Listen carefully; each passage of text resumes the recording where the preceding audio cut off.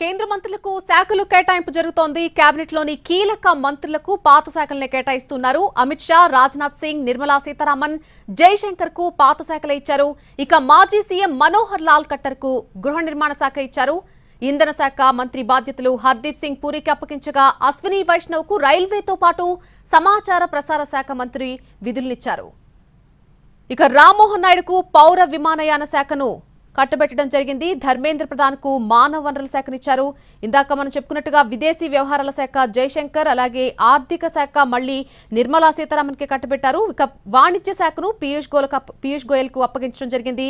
చిరాగ్ పాస్వాన్ కు క్రీడా శాఖ, అలాగే సిఆర్ పాటిల్ కు జలశక్తి శాఖను, అన్నపూర్ణాదేవికి మహిళా శిశు సంక్షేమ శాఖను కేటాయించడం జరిగింది. ఇక సురేష్ గోపికి టూరిజం శాఖను కేటాయించారు. ప్రహ్లాద్ జోషికి ఆహార వినియోగదారుల సేవలను కేటాయించారు.